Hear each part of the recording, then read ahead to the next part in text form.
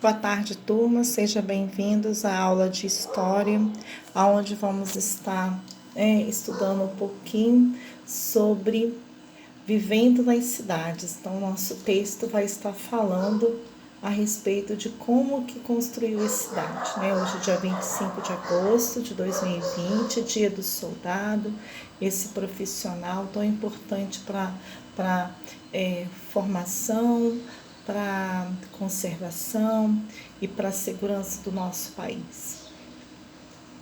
Começando aqui, nós temos bastante leitura. A cidade onde eu moro.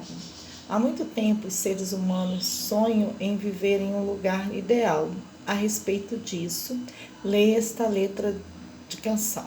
A cidade ideal. A cidade ideal do cachorro tem um poste por metro quadrado. Não tem carro, não corro, não morro e também nunca fico apertado.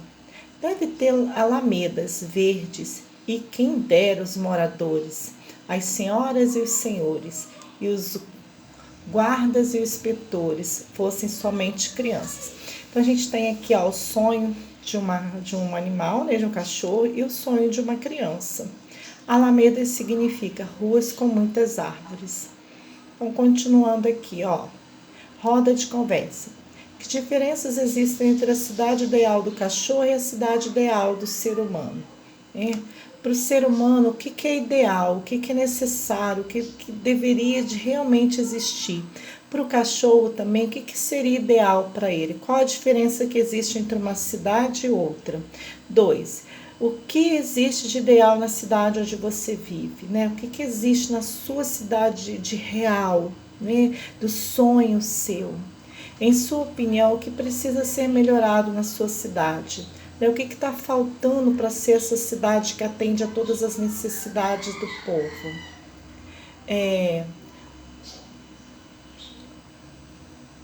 O meu, o seu e os nossos lugares. Em uma cidade existem 2 tipos de espaço, o público e o privado.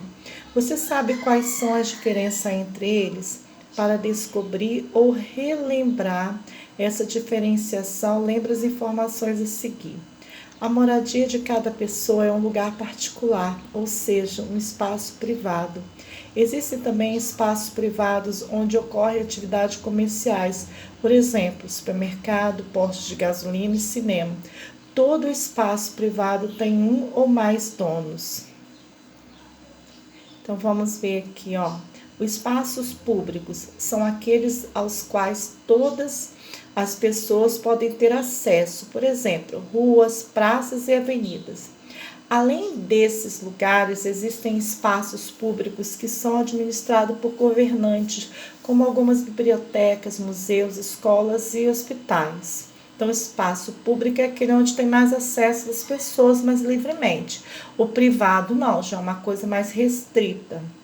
Então, continuando aqui. Atividade. Lili é uma menina que decidiu levar o amigo Márcio, um morador do bairro onde ela vive, para conhecer a região. Lê este texto em que a personagem descreve parte do bairro. Então, gente, é super importante vocês lerem em voz alta, lerem silenciosamente, para treinar a leitura. Levei o Márcio para a casa da Dona Júlia, 2 casas para baixo da minha. Sempre que eu posso, vou visitá-la. Minha mãe aproveitou o passeio e nos levou para a melhor loja de brinquedos do bairro, que fica a 3 quarteirões do mercadinho e da pizzaria. Na semana que vem, talvez, minha mãe consiga pegar o carro e podemos passear em outros lugares da cidade, como o cinema e a biblioteca municipal. É claro, a sorveteria. Então, tá aqui as informações de onde saiu esse texto. Com base no texto, faça o que se pede a seguir. Circule o nome dos espaços privados do bairro onde Lili mora. Então, todos os lugares privados que existem no texto, vocês vão circular. Depois, na letra B, escreva o nome do espaço público citado no texto. Só tem um espaço público. Qual foi ele? Aonde é mais aberto para a população. E até chega a ser governado por alguém, 2. Como você apresentaria o bairro onde vive? a um novo amigo. Como que você apresentaria esse bairro? Um texto que vocês vão estar fazendo, pequenininho. Continuando aqui, ó, das aldeias às primeiras cidades. No passado, as pessoas viviam em cavernas ou abrigos provisórios. Naquele período, os seres humanos enfrentavam grandes desafios para conseguir água, alimento e um lugar seguro para viver. Na atualidade, ainda é possível observar os desenhos e as pinturas feitas pelos seres humanos que viviam em cavernas. Nessa foto, que foi tirada em Altamira, na Espanha, podemos identificar animais desenhados. Então tá aqui, ó, o animal desenhado, né? Tem figura nas cavernas para registrar a história. Com o passar do tempo, as pessoas construíram moradias próximas uma das outras, por perceberem que era mais fácil viver em comunidade. Assim surgiram as primeiras aldeias. Nas aldeias, os seres humanos aprenderam a plantar, a criar animais e a produzir objetos de cerâmica. Por causa da necessidade da água, as primeiras aldeias surgiram próximas a lagoas ou rios. Então, eles começaram a viver em comunidade, que era mais fácil, né? A relação, a troca, né? Até uma questão de segurança. No decorrer do tempo, as aldeias cresceram e algumas delas deram origem às primeiras cidades. Então, a gente está vendo aqui, ó, um quadro mostrando isso. Nas aldeias, os seres humanos usam água para beber, tomar banho, lavar roupas e irrigar plantas. Além disso, a água era fundamental para a sobrevivência dos animais de criação. Nas cidades, inicialmente, o comércio era feito com base na troca de produtos. Por exemplo, trocava-se farinha por leite, carne por tecidos, peixe por ovos, entre outros produtos. Mais tarde, para facilitar o comércio, surgiram as moedas. Então, a princípio, era tudo à base de troca.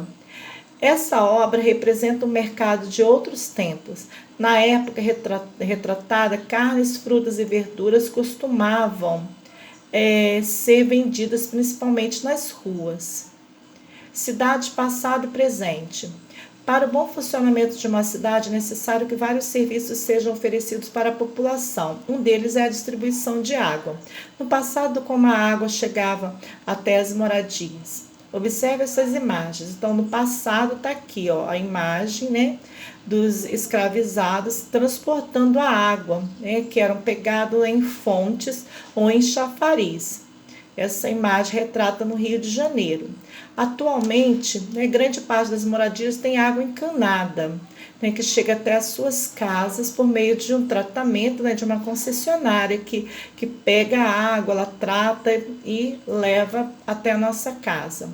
Compreendendo a história, observe essas imagens. Então, a gente está vendo aí, olha, esse rapaz, né, colocando roupa para lavar. E em seguida nós temos a letra B, olha, né, a aldeia aqui, onde as pessoas estão lavando as roupas no rio. Com base na sua observação, marque um X na resposta correta. A imagem indicada pela letra B é uma pintura ou uma fotografia? Então, ó, essa imagem da letra B é uma pintura ou uma fotografia? Olha, aqui mesmo diz, ó, olha, aquarela sobre papel. Então, né, muito antiga. B, trabalho mostrar nas duas imagens. Que trabalho mostrar nas duas imagens? Lavagem de roupa ou limpeza da casa? Fácil. C, comparando as duas imagens, que mudanças podem ser observadas, né? Olhando aqui, né? Que aqui, lógico, a máquina de lavar precisa de água. E aqui está mostrando, né, também que a roupa está sendo levada no rio, para o rio. Então, qual é a diferença que vocês veem? Próxima leitura. A memória da cidade. Você já percebeu que as ruas, as praças, os hospitais, as escolas, por exemplo, têm nome? Esses nomes geralmente são homenagem a pessoas ou lugares. Observe essa imagem de placa de uma avenida de Taubaté, em São Paulo, que se chama Monteiro Lobato. Ó, tá aqui, ó, uma homenagem, né, ao grande escritor brasileiro Monteiro Lobato. E aqui está dizendo, né, um pouco da sua biografia, que foi o autor da história, né, do sítio do Pica-Pau Amarelo. Escolha o espaço público da sua cidade. Pode ser uma rua, uma praça, uma avenida, um prédio público, por exemplo, escola, biblioteca, hospital.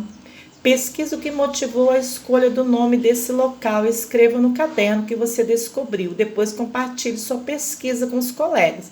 Olha bem, por exemplo, por que a nossa escola recebeu o nome de Vilmor Nelas Sarles? Por quê? Né? Por que esse nome? Então, por que a Praça da Bíblia? Então, vocês fazem pesquisa, anotem no caderno e compartilham. Cidadania todo dia. Todas as pessoas têm direito à moradia. Esse direito é tão importante que está escrito em um documento chamado Declaração Universal dos Direitos Humanos. Atualmente, principalmente nas grandes cidades, existem pessoas que não têm moradia e, por isso, vivem em lugares inadequados ou nas ruas. Então, a gente está vendo aqui uma figura, né? Uma fotografia de lamentável um morador de rua no Rio de Janeiro. Saiba mais. Você sabe o que é uma unidade de conservação ambiental? Nesses espaços, que podem ser públicos ou privados, animais, as plantas, o solo e as águas são protegidos contra possíveis ameaças. Preservar a natureza é um dever de todos. Então, aqui está a fotografia do Parque Nacional do Monte Roraima, Uiramutã, em Roraima. Então, é um espaço, né, preservado. Atividade. Leia esse texto. Era uma vez uma cidade pequenina com poucas ruas, algumas casas e uma praça. No meio da praça tinha um coreto e um chafariz. Em volta da praça, a prefeitura e a escola, a farmácia, assim continua o texto. Esse texto é de Ana Maria Machado. Coreto significa pequena cobertura em praças e jardins que no passado servia para apresentações musicais. Então vamos ver, agora faça o que se pede a seguir. Letra A, circule os nomes de lugares públicos citados no texto.